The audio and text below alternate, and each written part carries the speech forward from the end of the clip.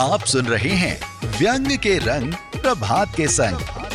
नमस्कार, मैं प्रभात गोस्वामी आप सभी का स्वागत करता हूं, अभिनंदन करता हूं। सांझ की वेला में प्रभात की आवाज आप तक पहुंच रही होगी। वैसे साहित्य के आंगन में शब्दों का उजास जो होता है वो 24 घंटे चलता रहता है। आप कहीं भी जाएं, कोई किताब पढ़ें, कविता पढ़ें, उपन्यास पढ़ें, कुछ भी पढ़ें, साहित्य को पढ़ने में जो आनंद आता है, जो पढ़ने के बाद जो जागृति आती है, वो और किसी दूसरी चीज में पढ़ने में नहीं आती है।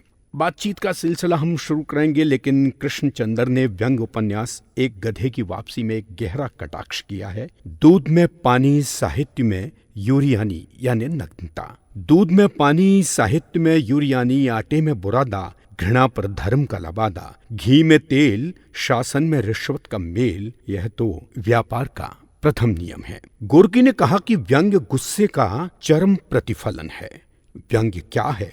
स्प्रिट या विधा? क्या कल से लेकर आज तक व्यंग्य हिंदी साहित्य में अपनी कोई ठोस जमीन तलाश पाया है? ऐसे ही सवालों का जवाब देने के लिए आज हमारे साथ मौजूद हैं देश के एक वरिष्ठ व्यंग्यकार, जिन्होंने राजस्थान में जन्म लिया, मध्य प्रदेश को कर्म भूमि के रूप में जिया और जिंदगी की सांध्य वेला में चेन्नई में सृजनरत हैं। आखिर कौन है वो, आइए जानते हैं। नमस्कार श्रोताओं, स्वागत है आप सभी का बॉक्स एफएम के खास कार्यक्रम व्यंग के रंग प्रभात के संग में। आज हम आपको मिलवाने जा रहे हैं व्यंग साहित्य के एक ऐसे सारथी से जिसकी कलम की नोक पर न सिर्फ हास्य है बल्कि गहन चिंतन भी।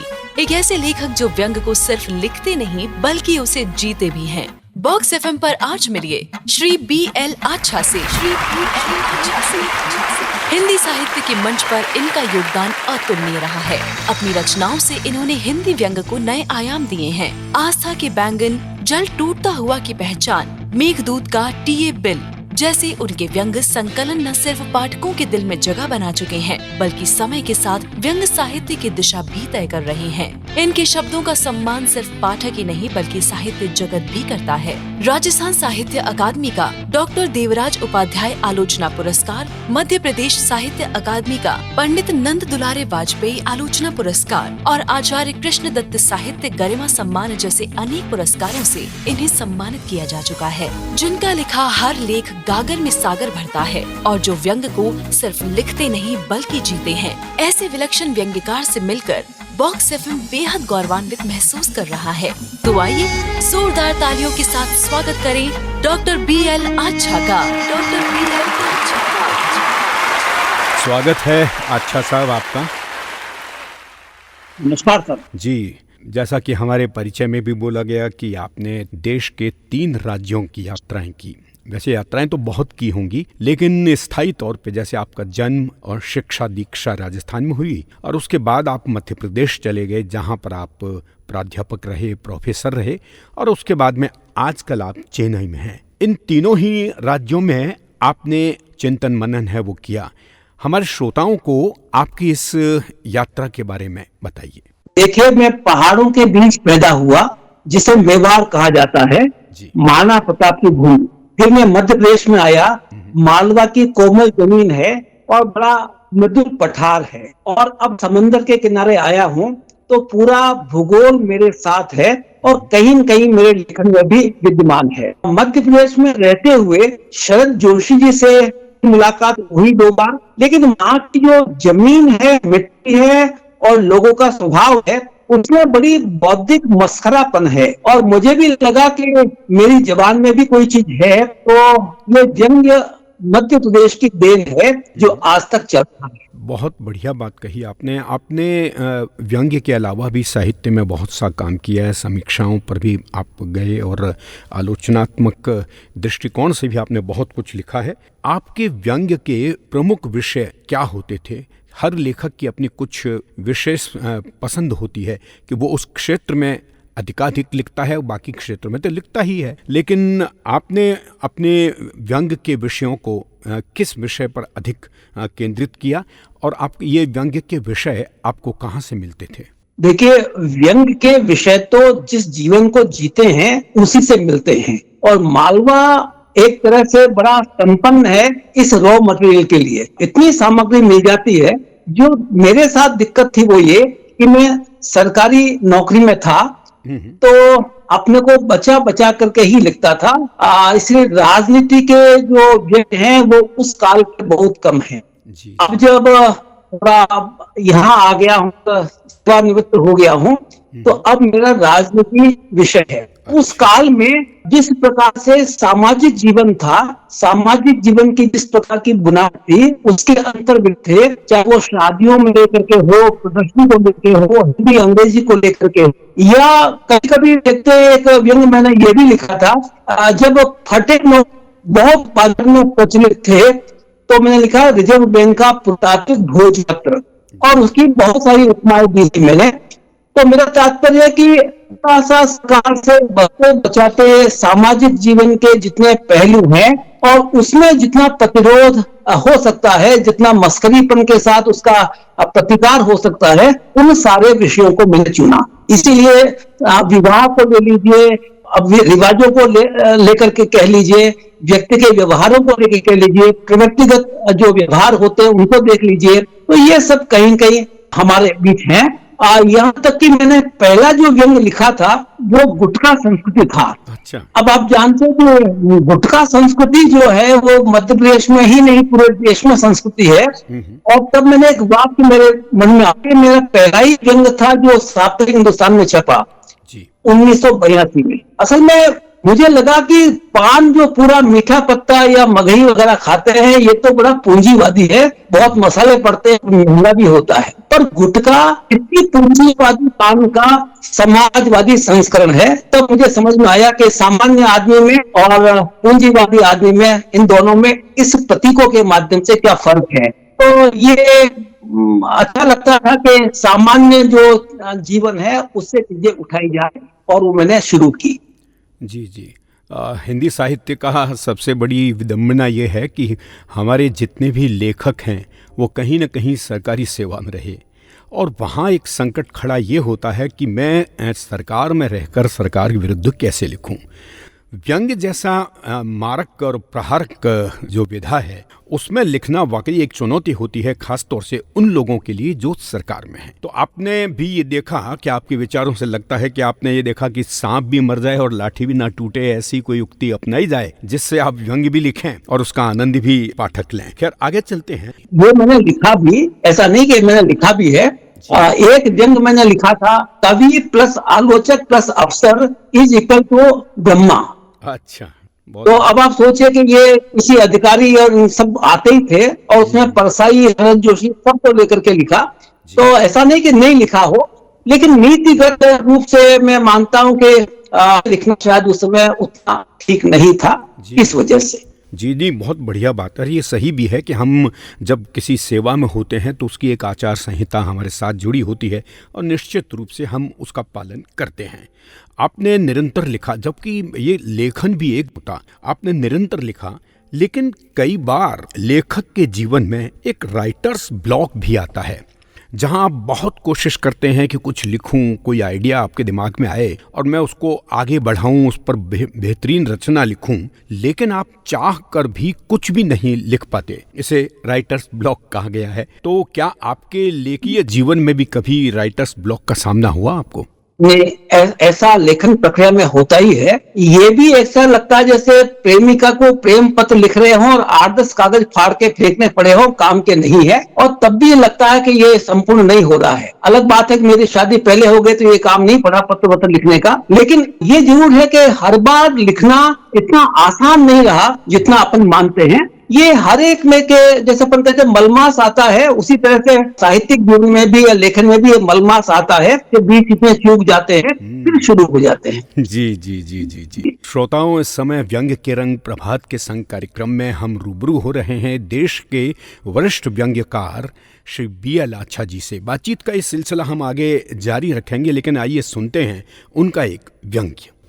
मैं पसंद हूँ किसी और की, मुझे हाँकता कोई और है। लिफ्ट में मिस्टर के साथ उतरते हुए डॉगी को भी साथ ले लिया। मैडम ने डॉगी को कमांड दिया, no stay this side. Doggy नहीं खिसका तो मिस्टर ने कहा, जैकी इधर। मैडम की भौहें थोड़ी तन गईं। लिफ्ट में एक और मैडम ने कहा, your Jackie doesn't understand English. चेहरा थोड़ा कसमस आ गया, लगा कि सभ्यता के पायदान पर नीचे आ गए। घर पहुंचकर सास ससुर से कहा, आप लोग डॉगी को ठीक से कमांड नहीं देते, हमेशा कहते हैं जैकी इधर इधर, सोफे पे नहीं, थोड़ा सा सिखाइए, ये लर्निंग स्टेज है, अभी सीख गया तो मल्टी की सभ्यता में नीचे नहीं देखना पड़ेगा। सास ससुर तो हिंदुस्तानी जबान रचे थे, पर तभी डॉगी दादा दादी के पास चला गया। बच्चे की तरह दुलारने लगी दादी। बोली का सा स्नेह पाकर डॉगी चिपका हुआ था। अब वे अंग्रेजी हिंदी तो क्या बोली में सटाए हुए थे। डॉगी इस फ्लैट में लाडला है, तीनों पीढ़ियों का अकेला किरदार, कभी सोफे पर, कभी गैलरी में, गोचारण की तरह मॉर्निंग इवनिंग वॉक। मल्टी की सभ्यता में बिन अंग्रेजी के सिक्का जमता नहीं है, मगर दादा दादी मम्मी पापा उसे एलकेजी यूकेजी में बिना इंग्लिश के ट्रेनिंग दे रहे हैं। यूं मैडम डॉगी को इंग्लिश मीडियम की ऑर्डर कमान में ले आती हैं। सुबह शाम श्वानचारण, ना वॉक के समय भी इंग्लिश छाई रहती है। वॉक के दौरान देसी श्वानों को दुबककर पूंछ चिपकाए डॉगी मालिक के हाथ में डंडे से अपने को थाने की तरह सुरक्षित पाता है। यूं अकेला डॉगी और संवाद की 3 पीढ़ियां। बॉडी लैंग्वेज खूब समझता है। सूट बूट में आए मेहमान को देखकर निगाहों और सिरहनों से मुस्कुराता सा है। कोई ऐसा वैसा आए तो घूरता बिदकता है, पर समस्या बॉडी लैंग्वेज की नहीं, लैंग्वेज की है। अब डॉगी की कोई मातृभाषा तो है नहीं, जो है उसे मोटा मोटा भांप लेते हैं। वैसे मशीनी नार्को या लाइट टेस्ट भी कितना ताड़ पाते हैं, पर नवदंपत्ति की मल्टी सभ्यता में डॉगी को देसी से मीडिया इंटरनेशनल बनाए बगैर चुप नहीं होते। डॉगी की मुश्किल ये कि दादा दादी का बोली संवाद सीखे या मम्मी पापा की हिंदुस्तानी जबान में उतर आए, या अंग्रेजी ऑर्डर में sit, go there, eat bread, come, no से यूकेजी पास करवा दें। 3 पीढ़ियां और 3 लैंग्वेज फार्मूला तो यूं भी जाम। स्नेह के धागे दादा दादी मम्मी पापा की बोली में सिलाई कर देते हैं, पर अंग्रेजी क्रेडिट कार्ड के बिना मल्टी का एक्सचेंज रेट अप नहीं हो पाता। आखिर जैकी भी सुपर क्लास एक्सप्रेशन की कसौटी जो है। डॉगी अक्सर दादा दादी मम्मी पापा से सटा रहता है, पर नव दंपत्ति डॉगी को यूकेजी में इंग्लिश में ही डांट लगाते रहते हैं। सहमा सा डॉगी दादा दादी की राह पकड़ ले तो मैडम मिस्टर उसे अबाउट टर्न करवा देते हैं। इन दिनों डॉगी को टीवी रोग लग गया है, और जब से केबीसी शो देख लिया है तो न तो पलकें झपकती हैं, न लटकी हुई जीभ अंदर जाती है। साफ सुनने के चक्कर में लंबी सांसें भी नहीं भरता। उसे अचरज होता है। हॉट सीट पर बैठे बच्चे से ठिठोली करते अमिताभ जी जब कहते हैं, कंप्यूटर जी, कंप्यूटर महाशय डी पर ताला लगाइए, तो लगता है कि ये मालिकाना ऑर्डर जैसे गुस्सेल नहीं है। बच्चा जब हंसते हंसते बतियाता है, हम जानते हैं कि आप उत्तर बताने से पहले कुछ देर ठिठके क्यों रहते हैं।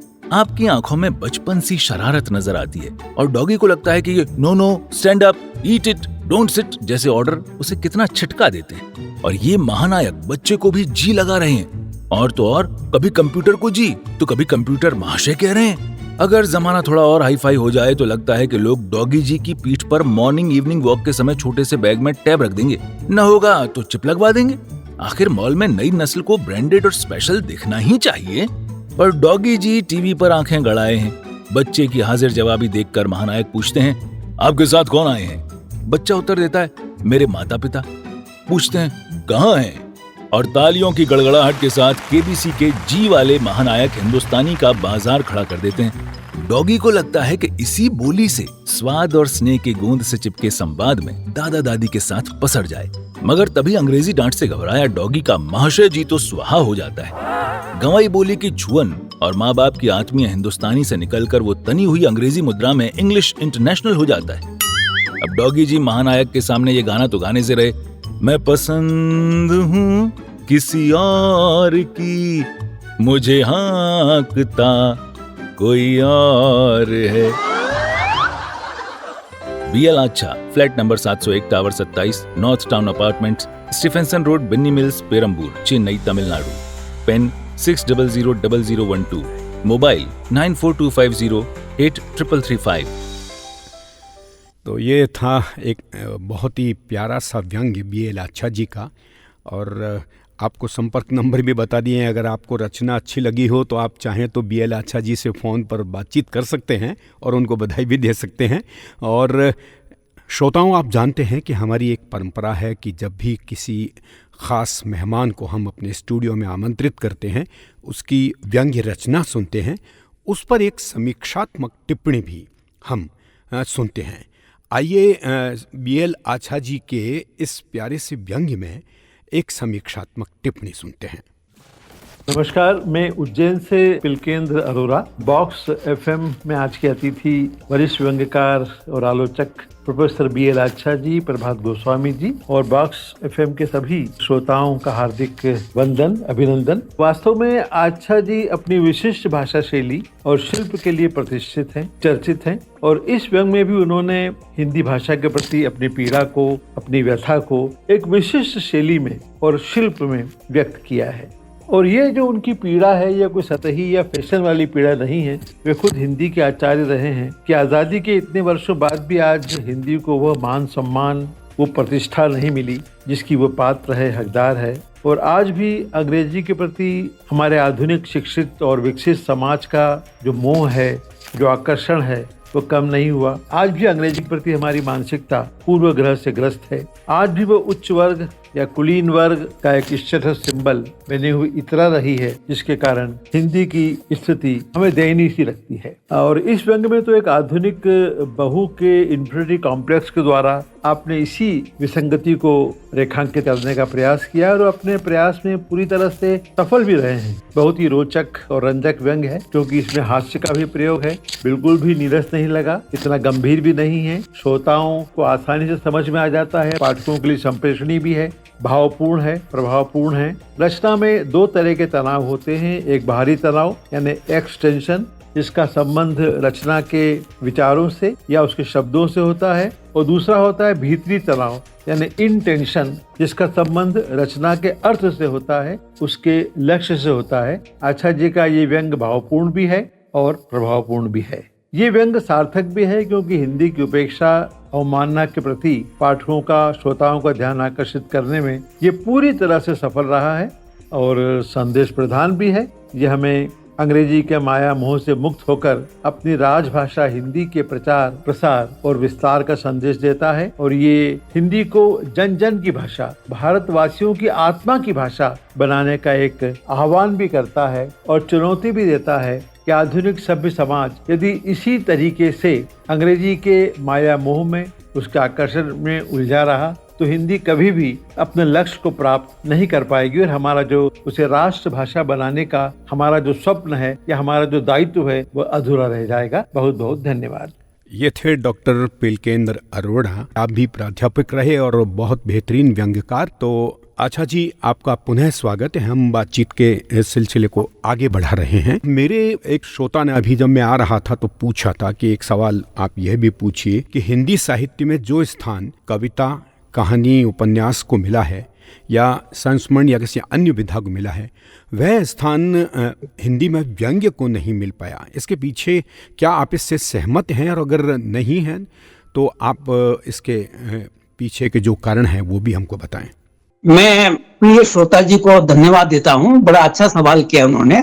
असल में ये जो हमारी धारणा है कि लघु कथा को स्थान मिल पाया या नहीं मिल पाया, व्यंग को मिल पाया। अब आप सोचिए कि ये जो व्यंग है वो किसी काल में कहीं न कहीं कविताओं में भी उतना ही प्रक्षिप्त था, और बल्कि नामवर सिंह तो कई बार कहते भी थे कि जब तक तर्क नहीं होता तब तक वो कविता भी सार्थक नहीं होती। व्यंग में जो बौद्धिक तर्क है वो कविता में भी कहीं न कहीं मौजूद रहता है। अलग बात है कि यह व्यंग भारतेंदु के बाद धीमे धीमे बालकृष्ण भट्ट आजादी के आंदोलन वगैरह प्रताप नारायण मिश्र सब में आया, लेकिन आज भी व्यंग विधा स्थापित है और इसको कहने की आवश्यकता नहीं है कि ये जो गद्य व्यंग है उसने अपना मुकाम बनाया है। पीछे रहने का तो कारण सिर्फ ये हो सकता है कि हिंदी कविता के साथ या कविता के साथ कई सारे युग हैं, व्यंग के साथ उतने युग नहीं है। संस्कृत में भी थोड़ा व्यंग विद्यमान है, मैं 2-3 किताबों के नाम भी ले सकता हूं, लेकिन ये व्यंग की जो प्रखरता वो नहीं है।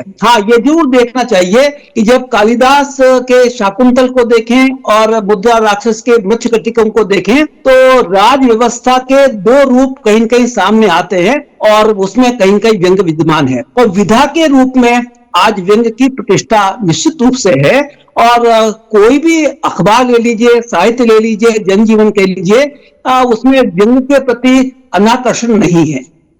जी, बहुत बढ़िया बात आपने कही थी।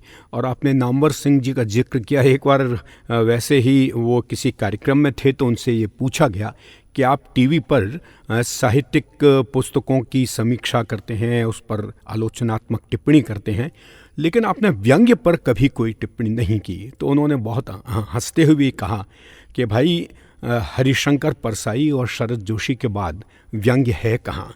खैर ये तो चलते रहती हैं बातें। एक बात मैं और आपसे पूछना चाहता हूँ, धर्मयुगीन दौर था एक व्यंग्य का, जहाँ पर बहुत आसान नहीं होता था व्यंग्य को प्रकाशित करवाना, और उस दौर में अस्वीकृति का सामना बहुत बार बड़े बड़े लेखकों को भी झेलना पड़ा था।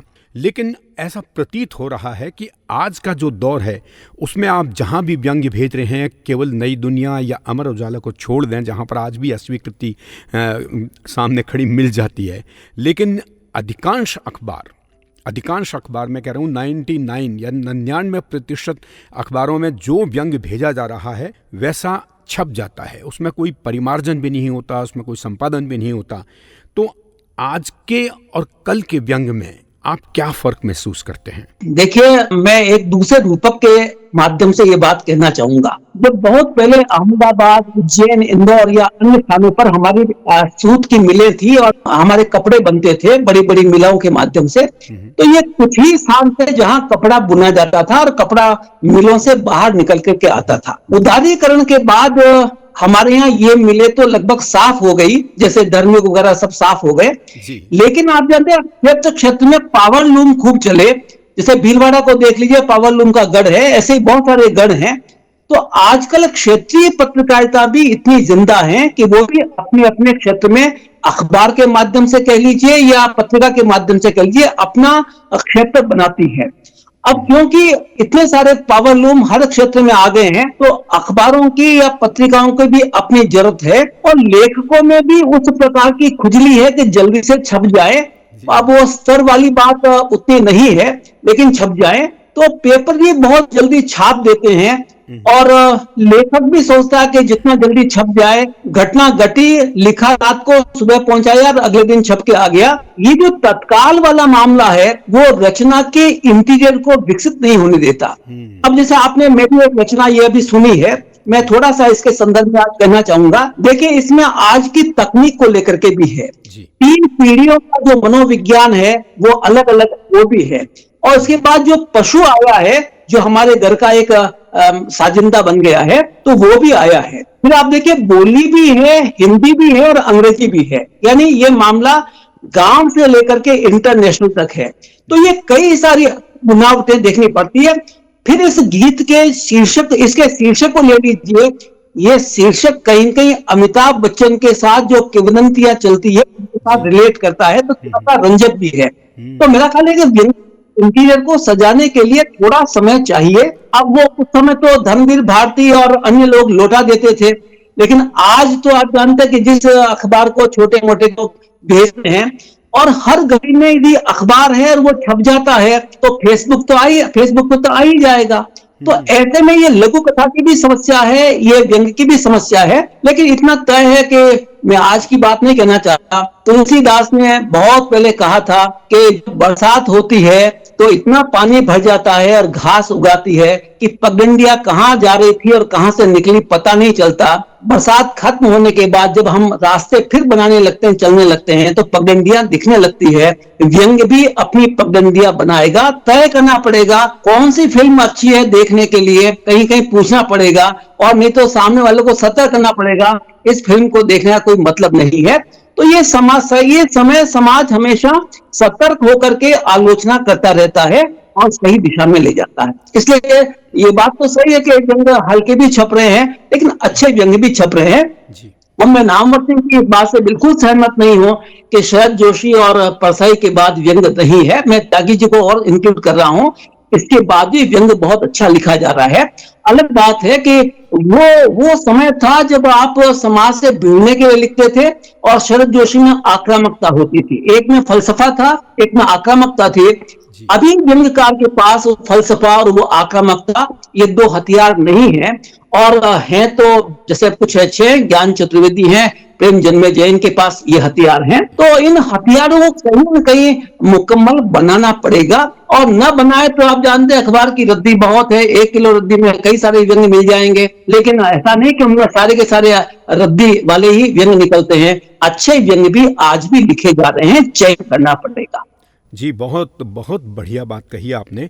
और व्यंग में गहन अध्ययन, विश्लेषण और पर्यवेक्षी जो ऑब्जर्वेशन रहता है उस पर खासा जोर दिया गया है। आज के व्यंग में कहीं कहीं ये छूटता हुआ नजर आता है। आप क्या सुझाव देना चाहेंगे हमारे लेखकों को कि वो व्यंग के मूल टूल हैं उनसे इधर उधर ना जाएं, और व्यंग में कहाँ जो वैचारिक पक्ष छूटता जा रहा है उस पर कैसे अपनी पकड़ बनाएं?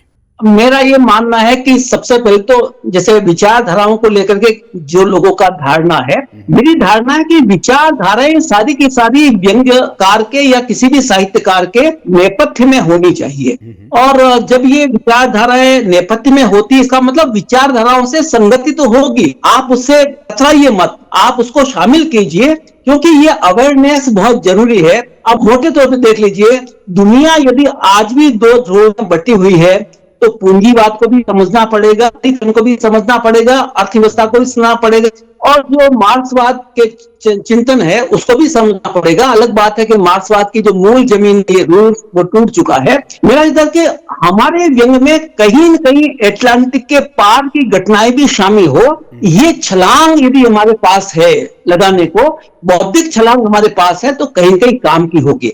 मैं जब मुक्तिबोध के पुराने साहित्य को पढ़ता हूँ, मैं जब परसाई जी को पढ़ता हूँ या अन्य को पढ़ता हूँ, तो आप बराबर देखिए कि इसमें उस काल की वैश्विक घटना मौजूद है। तो व्यंग को भी उसी प्रकार से, मनोहर श्याम जोशी को हम भूल जाते हैं, पर मनोहर श्याम जोशी के कुरुकुल स्वाहा में जो छलांग है, बौद्धिक छलांग है, वो बहुत लोगों को लपेट करके लाती है। तो कहीं न कहीं इन विडंबनाओं को कह लीजिए, केवल विसंगतियों की बात, लेकिन आपका पक्ष ये होना चाहिए कि मैं किसी विचारधारा के पक्ष में या खूंटे के पक्ष में नहीं लिख रहा हूं। ये दुनिया आज सबसे बड़ी टेक्नोलॉजी के साथ है। खतरा ये हो रहा है कि आने वाले जमाने में टेक्नोलॉजी कुछ 50 लोगों के हाथ में होगी, तो क्या वे ही हमें चलाएंगे या हमारी स्वतंत्रता भी होगी? तो ये कहीं न कहीं हमारा मकसद होना चाहिए कि आज हम टेक्नोलॉजी से जुड़े, दुनिया की राजनीति से जुड़े, लोकल परिवेश से उससे जुड़े, सरकारों के तंत्र से जुड़े और टकराएं। ये सारे तत्व भी आते हैं जिसमें कहीं न कहीं लेखक ये पाता है कि लेखक हमारी बात को कह रहा है, जो हम नहीं कह सकते थे उसे कह रहा है, तो कहीं कहीं बात बनेगी। जी जी, आपने तकनीक की बात कही। आजकल एआई का बड़ा शोर है चारों तरफ। बहुत से लोग इस बात को मानते हैं कि एआई हमारे लिए बहुत कारगर साबित हो सकती है, और बहुत से लोग ये भी कहते हैं कि आप इतना चिंतन करते हैं, इतना सोचते हैं, इतना लिखते हैं, इससे अच्छा है कि आप एआई के माध्यम से किसी भी रचना को सृजित कर लीजिए। क्या एआई मानवीय संवेदनाओं को पकड़ने में सक्षम हो पाएगी? नहीं, वो मानवीय संवेदनाओं को पकड़ने में कुछ हद तक हो सकती है, क्योंकि मैंने भी 2-4 उसके समीक्षा में भी, रचना में भी पढ़े हैं। बल्कि मैंने एआई के माध्यम से जो पुलिस को एफआईआर करते हैं वो भी बनते हुए देखी है, वकीलों के केस भी बनते देखी है। पर फिर भी आदमी की जो बुद्धि है, ये बुद्धि एआई के पार भी है। और हाँ, अगर हम एआई के गुलाम होकर के रहना चाहते हैं और बुद्धि को ठंडे बस्ते में रखना चाहते हैं, आराम में देना चाहते हैं, तो एक अलग बात है। वरना आदमी के बदलाव के साथ, हमारे सांस्कृतिक और सामाजिक सरोकारों के साथ, दुनिया के आर्थिक प्रदर्शनों के बदलाव के साथ, राजनीति के बदलाव के साथ, इनको समझने के लिए बहुत गहरी दृष्टि की जरूरत है। और मैं आज की बात में कह रहा हूँ, आने वाले समय में होगी। हम इस अंतर को समझेंगे जब एआई के प्रभाव आएंगे। मैं बहुत पहले की बात करूं तो एनिमल फार्म आया था। एनिमल फार्म उपन्यास में एक बहुत अच्छी पंक्ति आती है, all are equal but some are more than equal या देन दैट। इसका मतलब क्या हुआ? साम्यवादी व्यवस्था में जो समानता की बात की गई थी, लेकिन उसमें भी विशेषीकृत हो गए थे। आज हम टेक्नोलॉजी के माध्यम से सामान्य जीवन करते हैं, लेकिन विशेष वही होता जो टेक्नोलॉजी के पार जाएगा, संवेदन के हिसाब से भी, बुद्धि के हिसाब से भी, तर्क के हिसाब से भी, व्यवस्था के हिसाब से भी, अर्थव्यवस्था के हिसाब से भी। तो एआई हमारा रास्ता आसान तो बना सकती है, पर नए रास्तों की खोज के लिए मनुष्य के बौद्धिक तर्क का, मनुष्य के सामाजिक सरोकारों का कोई मुकाबला एआई से नहीं है। मनुष्य उससे आगे ही होगा। जी, बहुत बढ़िया बात कही है आपने कि आप नवाचारों को अपनाइए लेकिन उसके पीछे मत भागिए, गुलाम मत बनिए उनके। और निश्चित रूप से मानवीय संवेदनाओं का जो असर हम किसी रचना में देखते हैं वो किसी मशीन से या किसी टेक्नोलॉजी से नहीं आ सकती।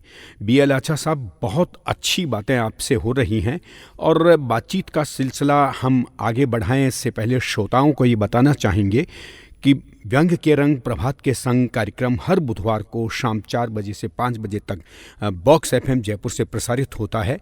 अगर आप हमारे आज के मेहमान श्री BL आचा जी से कोई सवाल करना चाहें तो हमारे फ़ोन नंबर 73990969 पर हमसे संपर्क कर सकते हैं। आप चैट रूम में जाइए, वहाँ भी अपना नाम लिख के अपना सवाल पूछ सकते हैं। अच्छा साहब, बहुत अच्छा लग रहा है बातचीत करते हुए और इससे पहले कि हम सवालों का सिलसिला और आगे बढ़ाएं, आइए सुनते हैं कुछ लोग हैं जो आपके बारे में कुछ कहना चाह रहे हैं।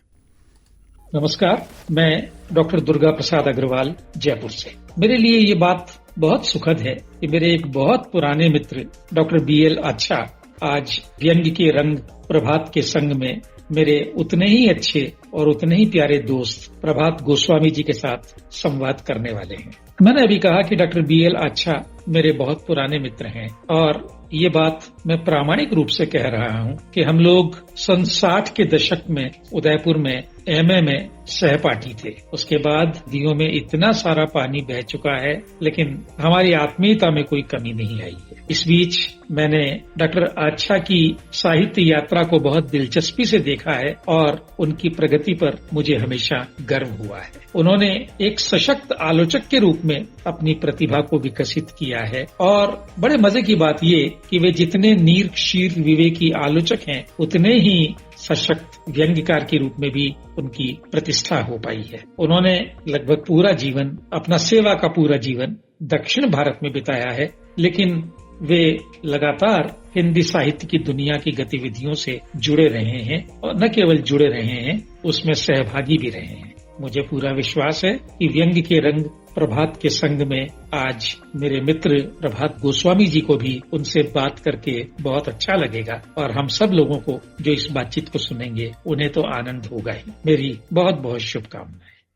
नमस्कार, मैं मोहनलाल मौर्य चतरपुरा कोटपुतली बैरोड राजस्थान से। बॉक्स FM के कार्यक्रम व्यंग के रंग प्रभात के संग में आचा जी शिरकत कर रहे हैं। आदरणीय BL आचा जी की व्यंग रचनाएं सामाजिक, राजनीतिक, आर्थिक विसंगतियों पर सीधा प्रहार करती है। उनके व्यंग में जो तीखापन है वो एक अलग ही तीखापन है और उनकी जो पंचलाइन होती हैं वो व्यक्ति को सोचने पे और विचार करने पे मजबूर करती हैं। उनके व्यंग की शैली अलहदा है। उनके व्यंग का जो प्रभाव है वो समाज में बदलाव लाता है। हमने कई ऐसी रचनाएं उनकी पढ़ी हैं जो व्यक्ति के व्यक्तित्व के और विकास तो करती हैं बल्कि राजनीतिक, सामाजिक और आर्थिक विसंगतियों पर सोचने के लिए मजबूर भी करती हैं। उनकी व्यंग की जो सोच है, उनकी जो समझ है वो अन्य व्यंगकारों से अलग है। वो व्यंगकार के साथ में ही आलोचक भी हैं। उनकी कई किताबें भी प्रकाशित हुई हैं। बहुत बढ़िया। हमारे साथी जो बिल्कुल गांव में रहते हैं उन्होंने वहां से भी BL आचा जी के व्यंग रचनाओं को पढ़ा है और उन पर अपनी प्रतिक्रिया भी दी है। आचा जी, पुनः स्वागत है आपका। बातचीत का सिलसिला आगे बढ़ाते हैं। आपने व्यंग समीक्षा पर भी और हिंदी समीक्षा पर भी आपने साहित्य में किया है काम काफ़ी। कई बार समीक्षा और आलोचना के बीच में कोई फ़र्क नहीं किया जाता। बहुत से लोग समझते हैं कि भी अगर हमने किसी पुस्तक की समीक्षा की है तो एक तरह से उसमें आलोचना शामिल है, जबकि समीक्षा और आलोचना दो अलग अलग चीज़ हैं। आप क्या कहना चाहेंगे? निश्चित रूप से दोनों अलग चीजें हैं और पहले तो मैं डॉक्टर दुर्गा प्रसाद जी अग्रवाल का और मौर्य जी का धन्यवाद देता हूं। आज मुझे लगता है फिर चेन्नई में बरसात हो रही है जयपुर से, ये स्नेह की राजस्थान से, तो मैं धन्यवाद देता हूं दोनों को। असल में ये जो समय है उसमें बहुत सारे अंतर आए हैं। उदाहरण के लिए मैं देता हूं, शोध जो आजकल हो रहा है वो शोध न होकर के आलेख है। देखिए दोनों में अंतर है। पहले जो शोध होता था और आजकल जो शोध हो रही है वो आलेख नुमा है, उनमें संदर्भ जरूर दिए जाते हैं लेकिन शोध बहुत कम होती है। ऐसे ही समीक्षा और आलोचना में जो फर्क है, समीक्षा किसी किताब का मूल्यांकन करने के लिए नहीं है, उस किताब की आत्मा को निकाल के पाठकों से परिचय करवाना है। लेकिन जब आलोचना की बात आती है तो केवल शिल्प की बात नहीं कह रहा हूं, केवल भाषा की बात नहीं कह रहा हूं। भाषा के सिंह द्वार से निकल करके हम दो पक्षों की ओर जाते हैं। एक तो कृति की आंतरिक बनावट को लेकर के, दूसरा है कि उस कृति में जो सामाजिक सरोकार हैं वो जीवन के मूल्य कैसे तालमेल रखते हैं। तो ये आभ्यंतर आलोचना के साथ साथ जो जीवन सापेक्ष आलोचना है ये जो की जाती है तो मूल्यों का विवेचन भी उसके साथ होता है। तो ये समीक्षा नहीं है। जब अब और इसीलिए मैंने कहा हम किताब का परिचय देना चाहते हैं या किताब की आलोचना करना चाहते हैं, तो दोनों में अंतर रहता है। किताब की आलोचना करेंगे तो उसके जो पक्ष हैं उन पक्षों में मूल्यगत जो पक्ष आएंगे, जीवन के असल रंग और किताब पुस्तक में जिस यथार्थ का चित्रण हुआ है दोनों में अंतर होता है। पुस्तक के भीतर जो कलात्मक यथार्थ होता है वो लेखक की संजीदगी और उस मानसिक अवस्था से, मनोविज्ञान से आता है। हम जीवन के मूल्यों से टकराते हुए देखते हैं तो ये आलोचना के बहुत सारे पक्ष उभरते हैं। इसलिए मैं इन दोनों में अंतर करता हूं। लेकिन ये सही है कि आजकल समीक्षा और आलोचना में बल्कि मैं तो कई बार इससे भी आगे जाके कहता हूं, आजकल समीक्षाओं के हर्बल ब्यूटी पार्लर खुल गए हैं। क्या बात है। हाँ, हम जिससे बाल कटवाना चाहते हैं या किताब के बाल कटवाना चाहते हैं, आप उस मित्र को भेज दीजिए। ये जो मैत्रीवाद है इसने आलोचना की भी और समीक्षा की भी थोड़ी संदेह और दुर्गति करवाई है, ये भी कहना चाहूंगा। क्योंकि इतना तय है कि आज भी बहुत सारे लोग हैं जो और कुछ नहीं तो कम से 80-20 का तो रेशियो रखते हैं कि 80% पर 20% उसके जो कमजोर पक्ष हैं उसको भी सामने लाते हैं। हमारे को बड़ी, मैं फिर नामवर सिंह का नाम लेना चाहूंगा, उन्होंने बड़ी अच्छी बात कही थी। मेरे एमए के वाइवा में वो आए थे, मौखिकी में आए थे। उन्होंने कहा कि किसी किताब के फेर को पढ़ के जो समीक्षा या आलोचना लिखी जाती है और किसी किताब को पढ़ के लिखी जाती है। अगर किसी किताब को पढ़ के लिखी जाती है और बड़ी खारी खारी आलोचना होती है, खरी खरी नहीं कह रहा हूं, खारी खारी आलोचना होती है लेकिन सतर्क होती है, तो उस आलोचना के छपने में कोई ऐतराज नहीं है। मैं भी यहाँ कहना चाहूंगा कि पहले जैसे रामचंद्र शुक्ल की या इनकी आलोचनाएं होती थी, उनमें भी दोष निकाले गए, लेकिन आज की आलोचना में दोष निकालने की गति कम है और प्रशंसा की गति ज्यादा है। इसीलिए ये भेद बड़े श्रिंक हो गए हैं समीक्षा और आलोचना। जी, बहुत बढ़िया बात कही आपने। और एक बात मैं और आपसे पूछना चाह रहा हूँ कि जहाँ तक साहित्य का उद्देश्य है वो समाज को जागृत करना और सबका हित करना ही है, क्या साहित्य किसी खास विचारधारा में बंधकर सफल हो सकता है, या कितना सही है किसी विचारधारा से जुड़कर लिखना या अपनी एक स्वतंत्र विचारधारा जो होती है उससे आगे बढ़ना? इसमें मैं जरूर कहना चाहूंगा, एक विचारधारा जैसे उसका जन्म हुआ यूरोप में, उसका प्रभाव भारत में भी आया। उस विचारधारा का जो मूल प्रारूप था वो मूल प्रारूप में डायलेक्टिकल था, गत्यात्मक था। आज हम उस विचारधारा के गत्यात्मक पक्ष को विकसित नहीं करते तो विचारधारा धीमे धीमे वैसी की वैसी रह जाती है या बल्कि मर जाती है, या उसका रूप समाज के अनुकूल नहीं हो पाता। मैंने इसलिए शुरू में कहा था कि हम विचारधाराओं के खूंटे से बंधे नहीं, बल्कि विचारधाराओं को बहुत गहराई से पढ़ के आत्मसात करके उसमें क्या नया हो सकता है देखें। मैं कई बार अपने लेखों में लिख चुका हूं कि हम मार्क्सवाद के हिसाब से प्रेमचंद को जो पढ़ते हैं तो प्रेमचंद ने मार्क्सवाद को और भारतीय जीवन को क्या दिया, क्या इसके बारे में विचार करते हैं?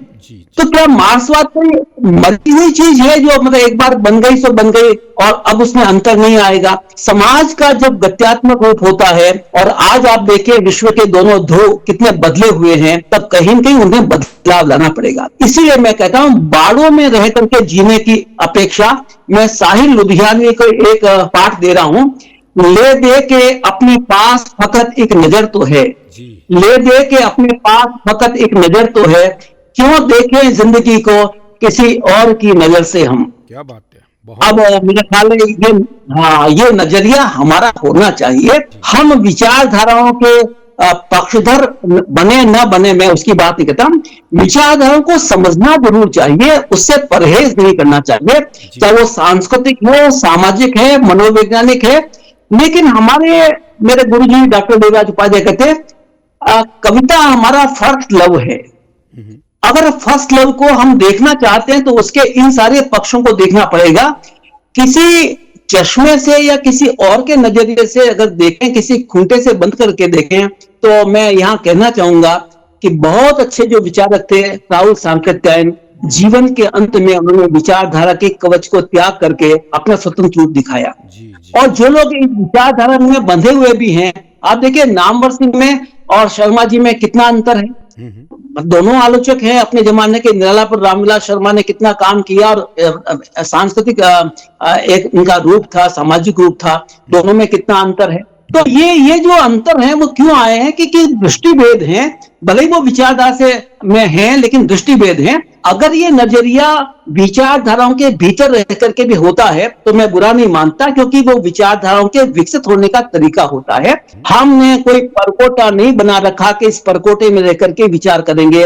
हमेशा जिन्होंने परकोटे तोड़े हैं, किले तोड़े हैं, वही आगे बढ़ा है और समाज के अनुकूल, अपने समय के अनुकूल बना है। इसलिए मैं मानता हूं कि विचारधाराओं से सापेक्ष रहना चाहिए, समाज से सापेक्ष रहना चाहिए, रचना के अंतर्वर्ती होकर के भी सामाजिक मूल्यों की पहचान होनी चाहिए।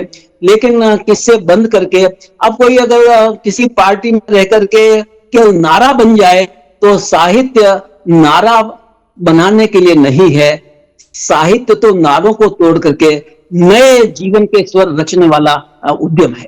ईश्वर शर्मा जी जो साहित्य संपादक हैं, आज बीच में बहुत लंबे समय तक उन्होंने बेहतरीन कार्य किया है, और वो इंदौर से एक सवाल कर रहे हैं आपसे कि व्यंग्य लेखन की दुनिया में एक आम धारणा है कि सत्ता के विरुद्ध व्यंग्य लिखना ही असल व्यंग्य लेखन है।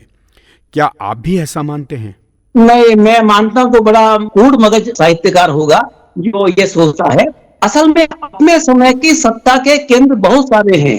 धर्म भी एक केंद्र है, परिवार भी एक केंद्र है, समाज व्यवस्था भी एक केंद्र है, ये जितने प्रशासन होते हैं वो भी एक केंद्र है, दिल्ली की सत्ता भी एक केंद्र है, राजनीतिक जो पार्टियां वो भी व्यवस्था या सत्ता का एक केंद्र है। तो मेरा ख्याल है कि इन सारे में ये कहना कि हम एक गाली दे देंगे या उसके विरोध में लिख देंगे, इससे बड़ा परिवर्तन आ जाएगा, ठीक नहीं है। हमारा काम कुर्सी उखाड़ना नहीं है, बल्कि वैचारिक रूप से सत्ता को अपना प्रतिरोध दिखा करके परिवर्तन के लिए बाध्य करना है। हमारे विचार इस प्रकार के आए कि सत्ता को भी अपनी व्यवस्था में परिवर्तन करना पड़े।